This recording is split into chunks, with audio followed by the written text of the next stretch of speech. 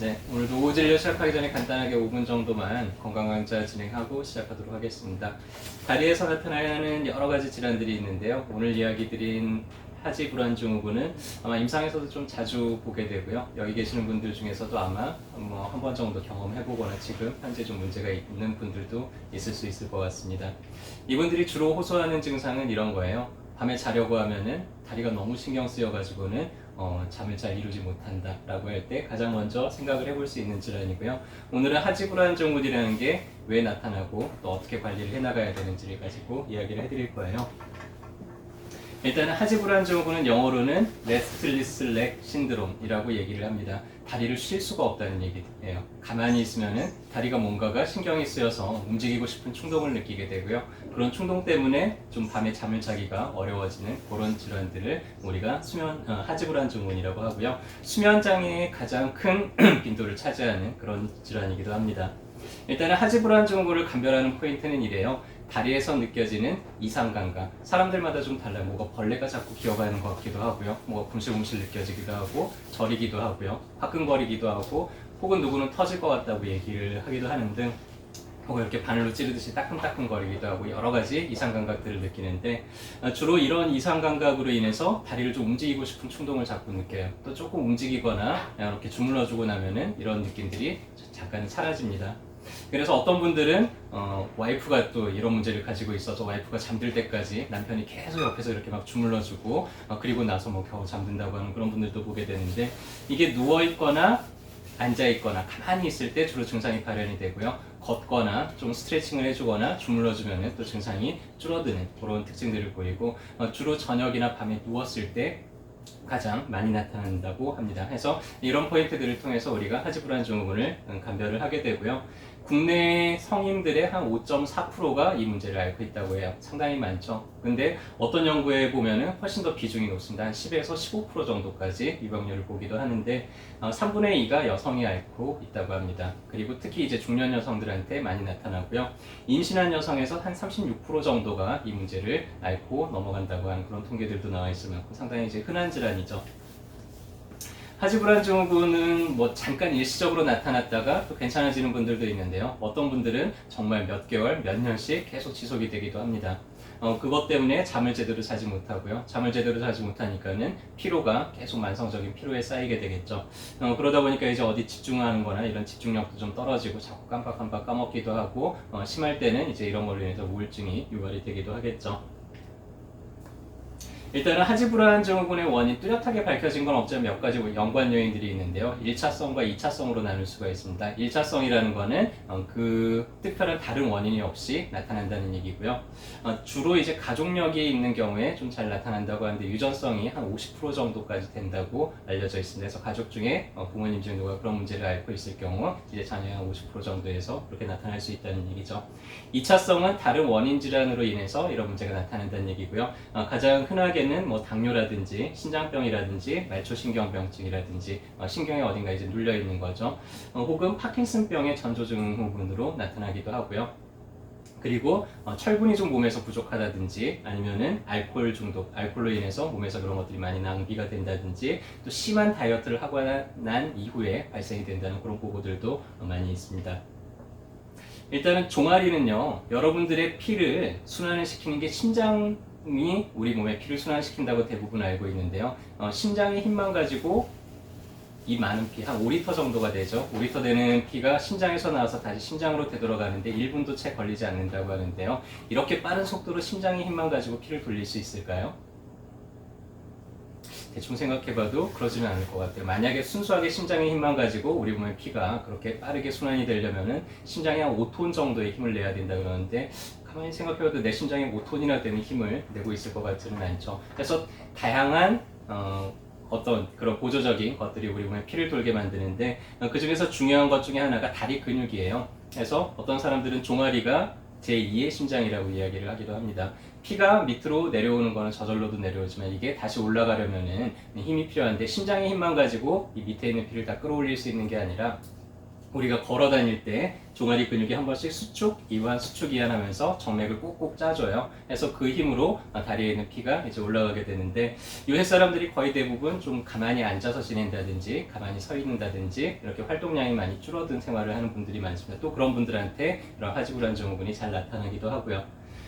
종아리 근육들은 여러 개의 근육이 있지만은 근막이라는 걸로 인해서 쌓여져 있어요. 그래서 이 근막이 종아리 근육을 총 4개의 구획으로 나누게 됩니다. 그래서 이 바깥쪽 구획들은 괜찮은데 이 가운데 구획이 가장 문제가 좀 빈번하게 잘 발생을 하게 되는데, 가만히 보면 이 가운데 구획에 혈관이나 신경들이 가장 많이 분포가 되어 있어요. 그래서 다리가 부종이 좀 잘 생기는 분들한테도 이런 문제가 잘 생기는데요. 다리가 부을 때 겉에 근육군에 부종이 생기면은 바깥쪽으로 팽창이 되니까 괜찮은데요. 가운데 근육군에 부종이 생기게 되면은 바깥쪽으로 팽창할 여유가 없기 때문에 안쪽으로 압력이 증가가 되고, 이런 신경혈관들이 눌리면서 뭔가 이렇게 다리가 좀 터질 듯한, 혹은 뭔가 좀 다리가 땡땡한 이런 느낌들을 많이 느끼게 되죠. 그래서 일단은 내가 다리가 그런 문제가 생긴다 그러면은 좀 자주 걸어 다니는 거, 이런 것들도 도움이 되고요. 일단 가장 피해야 될 거는 카페인하고 알코올입니다. 카페인하고 알코올은 몸에 탈수를 유발을 하기 때문에 순환 정체를 일으키는 직접적인 원인이 되고요. 반대로 이런 문제를 해소하기 위해서 좀 순환이 잘 되도록 해주면 좋겠죠. 그래서 종아리가 굳어지지 않게 스트레칭도 좀 많이 해주고요. 하루에 30분 이상씩 이렇게 가볍게 좀 걸어 다니고 반신욕이나 족욕을 하는 것도 상당히 많이 도움이 됩니다. 최근 연구 결과에 의하면 철분 결핍하고 좀 많이 관계가 있다라는 보고들도 있고요. 도파민 부족이 하지불안 증후군을 유발한다라는 이야기들도 있는데, 그래서 어떤 논문들을 보면 한 90% 정도는 철분제를 투여를 하거나 아니면 도파민 효연제를 투여를 하면은 개선이 된다는 논문들도 있는데요. 철분제는 그래도 괜찮아요. 근데 문제는 도파민 효연제를 쓸 때입니다. 도파민 효연제를 쓰면은 이런 하지불안 증후군이 바로 개선이 되는 경우들도 있는데, 문제는 이 약을 언제까지 계속 쓸 거냐죠. 도파민 효연제라는 건 여러분들이 알고 계시는 파킨슨병에 쓰이는 약인데, 몸에서 도파민 분비량이 부족하기 때문에 도파민 분비가 좀 더 잘 되도록 혹은 더 오랫동안 유지가 되도록 하는 약인데, 그 약을 씀으로 인해서 당장 증상은 개선될 수 있을지 몰라도 내 몸에서 도파민을 만들어내는 능력들은 오히려 조금씩 더 떨어지게 되죠. 그래서 이 약이 계속해서 효과가 있는 게 아니라 한 2년 정도까지는 상당히 효과가 있다가 2년이 지난 다음부터 조금씩 이제 효과가 떨어져서 한 10년 이상 장기적으로 투여를 했을 때는 더 이상 몸에서 도파민을 만들어내기가 좀 어려워지는 그런 고갈 현상까지 이제 나타나고 있기 때문에, 그것도 역시 마땅한 해결책이라고 할 수는 없겠죠. 일단은 한의원에도 이런 분들 꽤 많이 옵니다. 그래서 이분들한테 가장 먼저 시도하는 거는 종아리를 좀 편하게 좀 이완될 수 있게 하는 치료들을 해드리는데요. 일단 침 치료가 가장 빨라요. 침으로 종아리의 경결점들을 찾아서 그 부분을 직접 자극을 해주면은 종아리가 이완이 되면서 종아리의 수축력도 덩달아서 이제 좋아지면서 좀 순환이 잘 되게 되고요. 조금 더 그런 효과를 좀 길게 장기화하기 위해서 침 대신에 매선을 사용하는 경우들도 있는데, 매선이라는 거는 녹는 실이에요. 수술할 때 쓰는 실. 그래서 이 실을 침 대신에 종아리 근육에다가 이렇게 넣어줍니다. 그러면 이 실은 한 2달 정도 지나면 점점 녹기 시작해서 한 6개월 정도 지나면 완전히 가수분해가 돼서 사라지는데요. 그만큼 길게 장기간 동안 침을 막고 있는 거랑 비슷한 효과를 낼 수가 있겠죠. 그래서 이런 식으로 매선을 시술을 하고 나서 꽤 오랫동안 좀 잠자는데 다리의 불편감이 사라지고 괜찮았다는 그런 분들도 많이 있고요. 혹은 종아리 안에 잘 붓고 압력이 가득 차서 있는 분들은 도침이라는 걸 사용해서 이 경결점들의 근막을 살짝 이렇게 상처를 내줍니다. 치료적인 상처를 내주면 안쪽에 있는 압력이 그 구멍을 통해서 빠져나가면서 그런 압력감을 좀 쉽게 해소를 할 수도 있죠. 그리고 이렇게 외과적으로 좀 치료가 잘 안 되는 분들, 외치적으로 치료가 안 되는 분들은 내과적인 치료를 이제 같이 하게 되는데요. 한약 치료를 같이 병행을 할 때 상당히 좀 효과적으로 문제들을 개선을 할 수가 있죠. 그래서 근육의 경결을 풀기 위해서 고열제를 같이 쓴다든지, 아니면은 너무 기운이 없거나 스트레스 받을 때 좀 증상이 심해지는 분들도 있어요. 그러면은 기체를 풀어낸다든지, 아니면은 이런 담음을 풀어준다든지, 아니면 기운을 좀 북돋아준다든지 하는 약들을 그 사람의 문제에 맞게 처방을 해주면은 또 쉽게 좀 개선이 되게 되고요.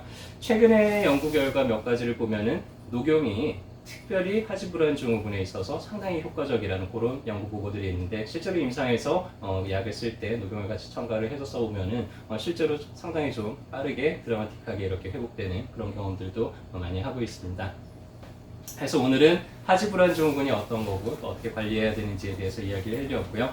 여러분들의 종아리 소중하게 다뤄주시고요. 내가 가만히 좀 오래 서 있다 혹은 오래 앉아 있다. 그리고 어떤 분들은 종아리를 만져보면은요 되게 땡땡해서 내 손으로 만지기도 되게 아픈 분들이 있을 거예요.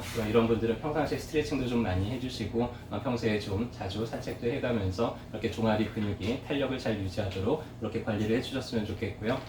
그럼에도 불구하고 잠잘 때마다 다리가 너무 신경이 쓰여요. 그래서 잠을 못 잘 지경이고 이것 때문에 너무나 피로가 오랫동안 쌓였다. 그러면 방치하지 마시고요.